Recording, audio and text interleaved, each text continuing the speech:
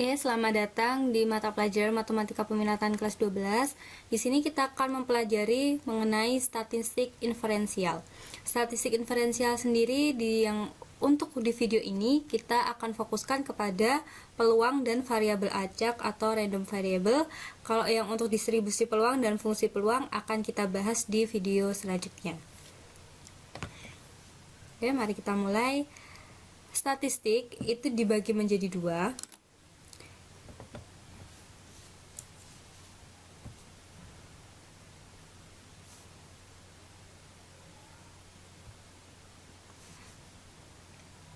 Oke, saya ulangi lagi.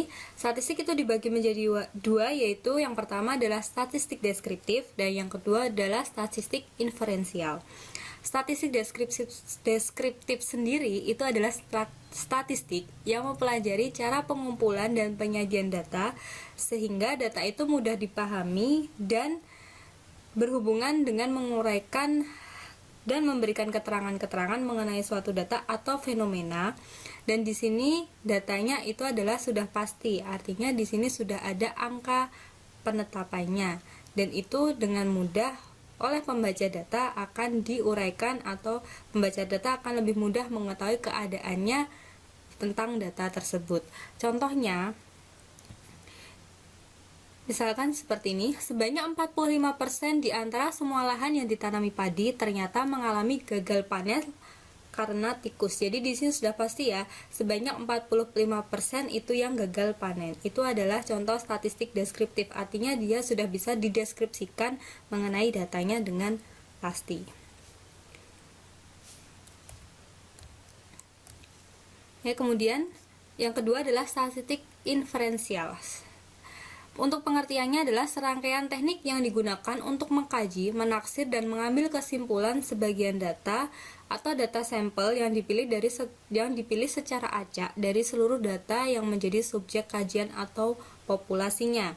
Jadi di sini statistik inferensial itu difokuskan pada satu populasi yang diambil sampelnya, maka itu adalah yang akan digunakan untuk menentukan datanya, yaitu dari sampel suatu populasi itu sendiri. Contohnya adalah seperti ini.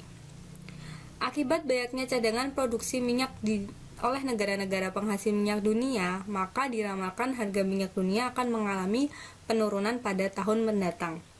Maksudnya di sini adalah ada suatu populasi dan ada sampelnya. Populasi itu adalah sebagian besar dari populasi itu adalah besarnya data, yaitu adalah negara-negara yang menghasilkan minyak dunia, tetapi untuk sampelnya itu hanya diambil satu negara saja. Itu yang dimaksud dengan sampel dan populasi. Jadi nanti datanya hanya akan diambil dari satu negara, tapi itu sudah mewakili negara-negara yang lain, seperti itu. Selanjutnya, di sini mengenai sampel dan populasi akan lebih paham lagi jika kita menggunakan contoh yang sehari-hari kita dapatkan, yaitu seperti ini. Nilai rata-rata matematika siswa kelas 12 SMA di Yogyakarta adalah 92,5. Di sini bisa kita dapatkan populasi, sampel, dan variabel. Populasi sendiri adalah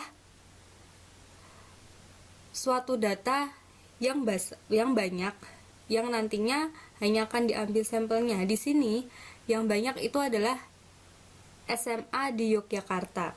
Jadi SMA di Yogyakarta itu adalah suatu populasinya. Untuk sampel dari SMA di Yogyakarta itu diambil sampelnya yaitu hanya kelas 12 saja. Karena SMA itu kan ada 3 kelas, yaitu kelas 10, kelas 11, dan kelas 12. Dan sampel itu hanya akan diambil salah satunya saja. Bisa kelas 12, bisa kelas 11, bisa kelas 10. Tapi karena di sini datanya adalah data kelas 12, maka kita ambil sampelnya adalah kelas 12. Jadi sampel itu adalah sebagian kecil dari populasinya. Kemudian yang ketiga adalah variabel. Nilai matematika di dalam data ini itu adalah variabelnya. Jadi variabel itu adalah angka yang sudah pasti. Di sini adalah nilai matematika 92,5 itu adalah variabelnya, seperti itu. Oke. Kita masuk ke definisi variabel, sampel, dan populasi. Variabel sendiri adalah sesuatu yang akan diselidiki dan memiliki sejumlah nilai. Kita kembali ke sini. Yang akan diselidiki dan memiliki sejumlah nilai yaitu dia adalah nilai matematika. Sudah pasti ya, 92,5 seperti itu. Kemudian sampel itu adalah kelompok kecil yang memiliki keseluruhan subjek yang diselidiki. Dan populasi itu adalah kumpulan sampel yang dimiliki. Jadi sampel ketika dikumpulkan, semua sampel ketika dikumpulkan itu akan menjadi suatu populasi.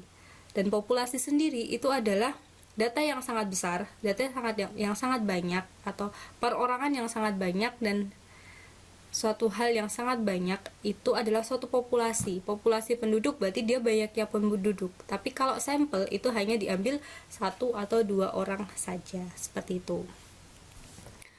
Kemudian di sini karena data itu kita mengambil secara sampel saja, statistik inferensial itu kan yang mengambil sampelnya dari suatu populasi, maka yang akan kita pelajari lebih dalam itu adalah sampel. Oke. Sampel sendiri dibagi menjadi 2, yaitu sampel acak dan sampel sistematik. Apa bedanya? Di sini sudah ada pengertiannya. Kalau pemilihan sampel acak adalah salah satu cara penarikan sampel yang bertujuan agar tiap unsur dalam populasi memiliki kesempatan yang sama secara independen untuk terpilih. Maksudnya pengertian di sini adalah sampel acak itu diambil secara acak, secara tidak ada pemilihan, misalkan langsung saja diambil. Misalkan dalam suatu kumpulan bola basket itu hanya diambil salah satu tanpa kita memilih, itu namanya kita mengambil sampel secara acak. Dan di situ satu bola basket itu sudah mewakili seluruh bola basket yang ada. Seperti itu ya. Kemudian kalau sampel sistematik itu adalah pemilihan sampel berdasarkan pada sistem tertentu. Artinya sistematik itu sudah tersistem atau sudah terprogram oleh yang mengambil sampel. Kalau di sini contohnya adalah sampel setiap unit radio tipe tertentu setiap proses produksi sebanyak 100 unit. Maksudnya kalimatnya adalah ketika suatu produksi 1 juta radio, perusahaan itu akan mengambil 100 radio yang akan dijadikan sampel. Artinya jika 100 radio itu sudah bagus, maka 1 juta radio yang lain itu dia akan bagus juga. Jadi sudah secara sistematis atau sudah terprogram. Jadi ketika suatu perusahaan itu memproduksi 1 juta radio, itu pasti akan diambil 100 sebagai sampelnya. Itu namanya sistematik. Artinya dia sudah tersistem, dia sudah tahu bahwa yang diambil hanya sebagian aja. Kalau yang sampel acak itu tidak tahu mana yang akan diambil, jadi belum pasti. Seperti itu ya perbedaannya. Karena sampel sistematik itu sudah pasti, berarti kita tidak perlu untuk melihat lagi ke dalam. Maksudnya melihat lagi ke dalam materi ini, maka kita yang akan lihat lagi adalah yang sampel acak. Oke, di sini sampel acak itu ada 3 metode penarikan. Yaitu yang pertama adalah memberi nomor urutan semua populasi. Misalkan di sini populasinya adalah kelas 12 MIPA 1. Itu adalah satu populasi. Kemudian di sini siswanya misalkan berjumlah 32 anak. Maka anak dengan nomor urut 1 sampai 32 itu semuanya dikasih nomor. Kemudian sampelnya itu bisa diambil atau bisa dipilih menggunakan tabel, kalkulator, atau komputer. Bebas ya, ini tergantung sampel, tergantung populasinya bagaimana. Jadi nanti alatnya bisa menyesuaikan untuk memilih bilangan acak dari bilangan yang terdaftar pada populasi. Jadi nomor 1 sampai 32 tadi akan diambil secara acak, itu sebagai sampelnya. Kemudian yang ketiga adalah ambil sampel berdasarkan nomor yang dipilih dari populasi tersebut. Misalkan tadi tabelnya itu menentukan nomor 5 adalah sebuah sampelnya, maka yang diambil adalah nomor 5. Nomor 5 itu adalah sampel dari seluruh populasi siswa kelas 12 MIPA 1. Dari nomor 1 sampai nomor urut 32 itu kita ambil nomor urut 5. Nomor urut 5 itu berarti dia adalah sebagai sampelnya atau sebagian kecil atau satu bagian dari semua populasi dari kelas 12 MIPA 1. Seperti itu ya. Kemudian di sini tambahan lagi, kalau variabel acak tadi diambil secara acak, di sini masih sama, yaitu variabel yang menghubungkan kemungkinan hasil acak atau ruang sampel dari sebuah percobaan dengan nilai berupa bilangan real, di mana hanya ada satu nilai untuk setiap titik sampel. Misalkan tadi satu nilai dari setiap titik sampel, kita ambil angka 5 ya, berarti itu adalah 1, seperti itu. Maksudnya satu nilai. Oke, di sini variabel acak itu juga dibagi menjadi dua. Yang pertama adalah variabel acak diskrit dan yang kedua adalah variabel acak kontinu. Apakah bedanya? Mari kita pelajari satu-satu. Kita mulai dulu dari yang variabel acak diskrit. Pengertiannya adalah variabel acak yang tidak mengambil seluruh nilai yang ada dalam sebuah interval. Dengan kata lain, variabelnya hanya memiliki nilai tertentu. Biasanya nilainya berupa bilangan bulat, asli dan tidak berbentuk pecahan. Itu ya. Di sini yang bisa ditandai adalah bilangannya suatu bilangan bulat atau bilangan asli dan dia bukan satu bilangan pecahan. Berarti variabel acak diskrit itu tidak mungkin berbentuk A per B. Ini tidak mungkin. Seperti itu ya. Variabel acak diskrit itu adalah variabel yang memiliki nilai tertentu dan nilainya di sini sudah pasti. Artinya setelah kita hitung itu sudah pasti dia mempunyai nilai yang nilainya itu berapa bilangan bulat. Misalkan di contohnya adalah yang pertama, banyaknya permunculan angka atau gambar pada pelemparan koin logam. Misalkan di sini permunculan angka itu dia sebanyak 3 kali dan permunculan gambar itu sebanyak 3 kali. Artinya di sini adalah bilangan bulat atau sudah pasti. Kemudian jumlah anak dalam keluarga, ini juga sudah pasti ya. Misalkan dalam satu keluarga dia mempunyai 1 atau 2 anak, itu sudah pasti jumlah anaknya adalah 1 atau 2. Kemudian menghitung banyak mobil yang parkir pada pukul 12 sampai 15. Ini juga sudah pasti. Misalkan di sini ada 23 mobil yang parkir di antara pukul 12 sampai 15. Artinya dia bilangannya bilangan bulat, bilangan asli dan bukan bilangan pecahan. Karena tidak mungkin yang parkir 23,5 mobil, itu kan tidak mungkin ya. Jadi variabel acak diskrit sudah bisa ditentukan bahwa dia itu pasti nilainya bilangan bulat. Artinya dia nilainya itu tidak berbentuk pecahan, tidak berbentuk desimal, dan dia sudah nilai yang pasti atau sudah pasti datanya itu. Seperti itu. Kemudian yang kedua adalah variabel acak kontinu. Oke. Variabel acak kontinu adalah variabel yang mengambil seluruh nilai yang ada dalam sebuah interval. Dengan kata lain, variabelnya memiliki nilai pada interval tertentu. Biasanya nilainya dapat berupa bilangan bulat ataupun bilangan pecahan.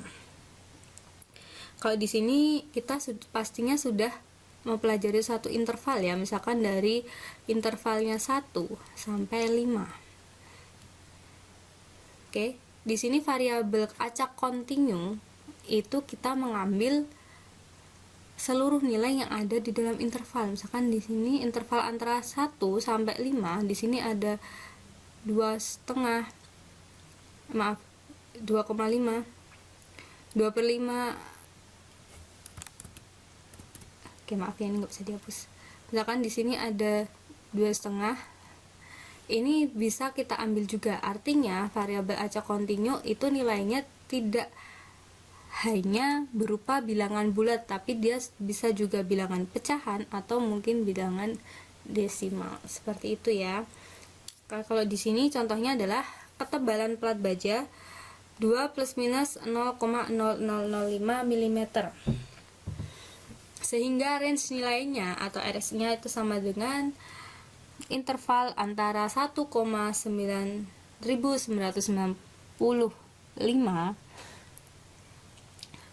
atau sampai 2,005.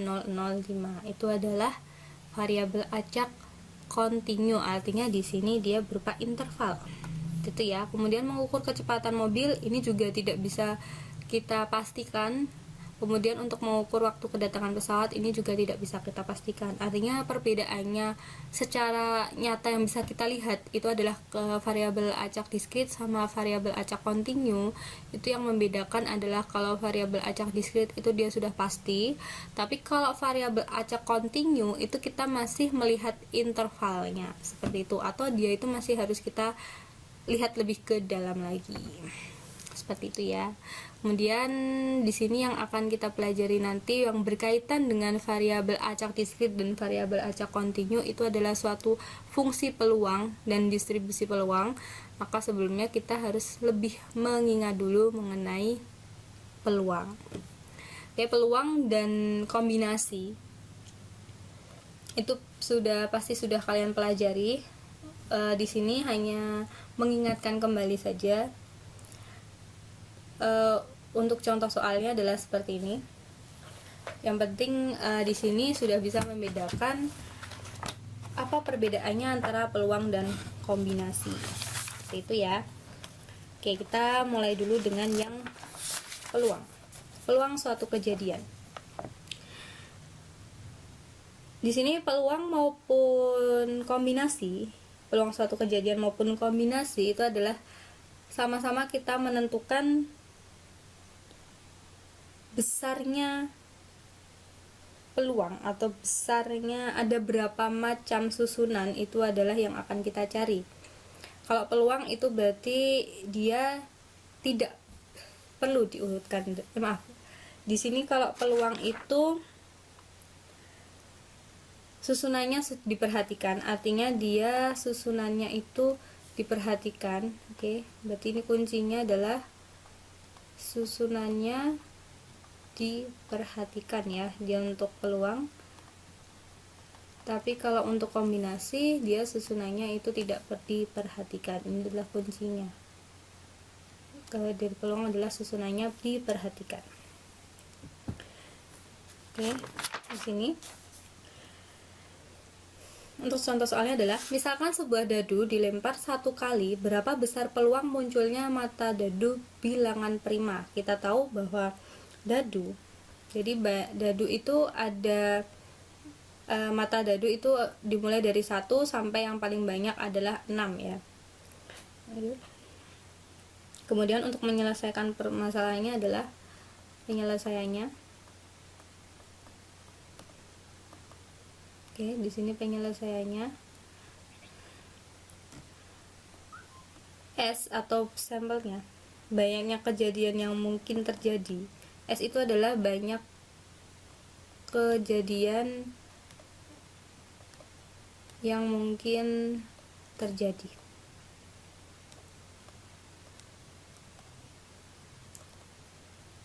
Dan maaf, di sini S-nya tadi bukan sampel.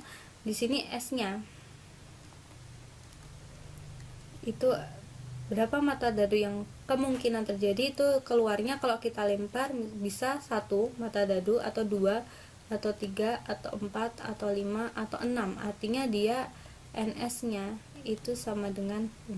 Jadi di sini kemungkinannya itu ada bisa 1, bisa 2 dan seterusnya, atau sampai 6 mata dadu seperti itu ya. Kemudian E ini adalah banyaknya bilangan prima. Oke, banyaknya bilangan prima yang muncul dari mata dadu yang dilempar, atau dadu yang dilempar tadi kemungkinan munculnya berapa. Di sini bilangan prima itu adalah bilangan 2, 3, dan 5. Bilangan prima itu adalah bilangan yang tidak bisa dibagi. Seperti itu ya.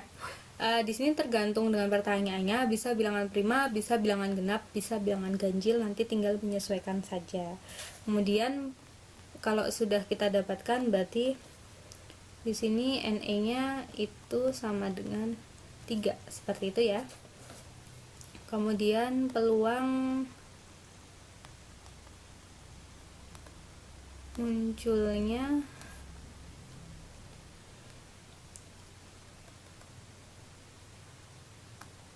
bilangan prima, berarti di sini peluangnya munculnya bilangan prima itu adalah banyaknya anggota kejadian atau baiknya anggota kejadian dibagi dengan banyaknya anggota ruang sampel. Oke. Jadi tadi S itu adalah ruang sampelnya. Maaf ya kalau tadi ada beberapa kesalahan di sini. Kemudian di sini atau bisa ditulis PE itu sama dengan NE dibagi dengan NS, atau sama dengan NI adalah 3 dibagi dengan 6 sama dengan 1/2. Oke, jadi munculnya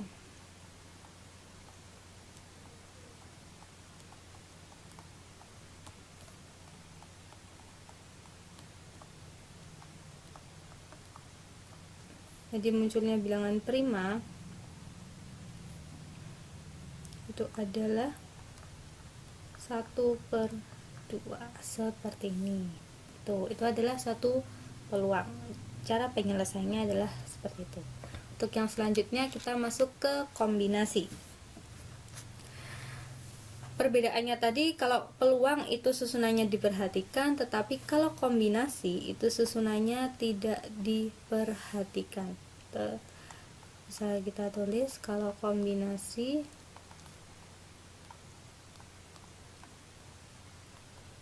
susunannya tidak diperhatikan.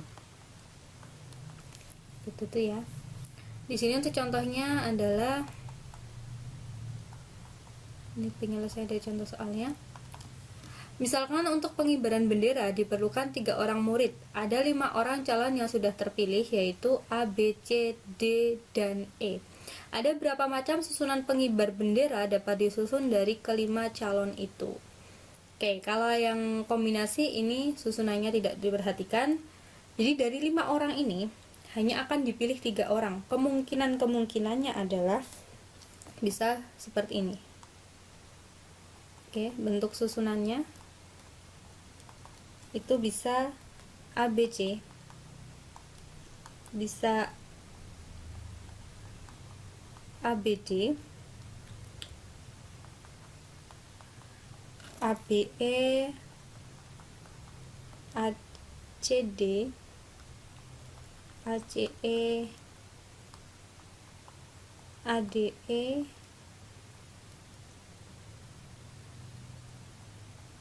BCD, BDE, dan CDE. Seperti ini. Ini adalah banyaknya susunan atau bentuk susunan yang bisa kita peroleh dari kelima yang ada di sini. Misalkan dia bisa ABC 3 orang, atau ABD, ABE, kemudian BCD, BCE, dan CDE. Itu adalah kemungkinan-kemungkinan yang bisa kita ambil.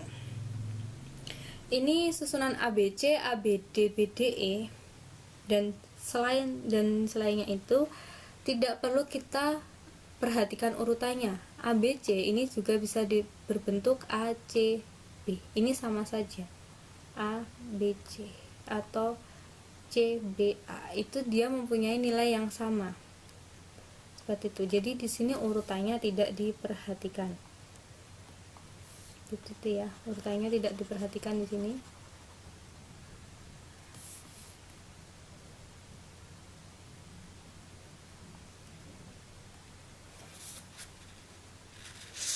Oke, untuk menghitungnya di sini adalah 5 objek, kombinasi dari 5 objek, dan yang akan diambil 3 objek. Jadi di sini bentuk kombinasinya adalah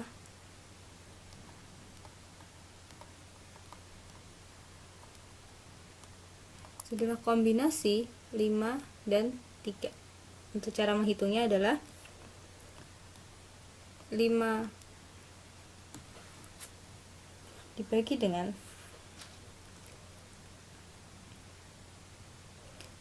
3 faktorial, 5 dikurangi 3 faktorial. Oke, di sini untuk rumus kombinasinya Kalau ada yang lupa, di sini adalah n faktorial dibagi r faktorial dikali n dikurangi r faktorial. Seperti ini. Ini adalah rumus dari kombinasi. Bisa dibuka kembali ya bukunya. Kemudian untuk perhitungannya adalah 5 faktorial dibagi 3 faktorial dikalikan dengan 2 faktorial. Untuk lebih cepatnya, 5 faktorial itu adalah 5 dikalikan 4 dikalikan 3 faktorial. Karena di sini ada 3 faktorial, maka kita bisa berhenti di 3 faktorial dibagi dengan 3 faktorial dikalikan 2 faktorial, itu adalah 2 kali 1. Ini bisa kita coret karena dia adalah satu perkalian. Berarti 20 dibagi dengan 2 itu artinya adalah 10. Jadi berapa macam susunan pengibar bendera yang dapat disusun dari kalimat calon tersebut? Itu adalah 10 hasilnya. Untuk contoh selanjutnya, suatu tim bola basket terdiri dari 5 orang yang akan dipilih dari 12 pemain. Ini dia mempunyai bentuk yang sama. Berapa macam susunan pemain itu dapat dipilih? Untuk penyelesaiannya,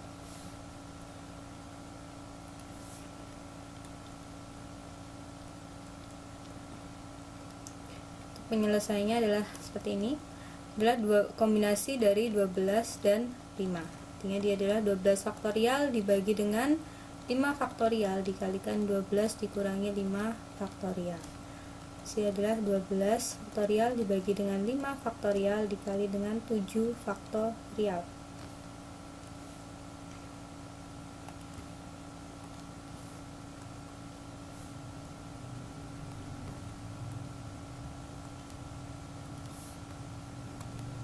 Untuk menghitungnya adalah 12 dikali 11 kali 10 kali 7 faktorial. Ini yang paling bisa kita coret ya, 7 faktorial dikali 5 faktorial itu adalah 5 kali 4 kali 3 kali 2 kali 1 dikali dengan 7 faktorial. Ini 7 faktorial yang bisa kita hilangkan. Kemudian 5 dan 10, 5 faktorial, maaf 5 ya, 5 dan 10 bisa kita sederhanakan, 10 menjadi 2, kemudian 2 bisa kita coret dengan sini, 8 dan 4 bisa kita sederhanakan, di sini masih 2, 3 dan 9 bisa kita sederhanakan, seperti itu ya. Artinya dia ada perkalian dari 12 kali 11 kali 3 dikali 2, hasilnya adalah 792. Jadi kemungkinannya adalah berapa macam susunan pemain itu dapat dipilih adalah 792, seperti itu. Jadi kombinasi dan peluang silahkan dipelajari lagi. Kemudian tadi yang sudah kita pelajari adalah statistika, dan kita masuk ke dalam sampel, kemudian sampel acak, dan di dalam sampel acak itu adalah ada variabel acak discrete dan variabel acak kontinu. Silahkan dipelajari lagi. Semoga pembelajaran ini dapat bermanfaat bagi kita semua. Apabila ada salah kata, apabila ada kesalahan dalam pembuatan video ini, saya mohon maaf. Semoga bermanfaat bagi kita semua, dan semoga yang mendengarkan dan semoga yang mengikuti pembelajaran ini akan mendapatkan berkah dari Allah dan diberikan kesuksesan serta dilancarkan untuk kedepannya. Terima kasih.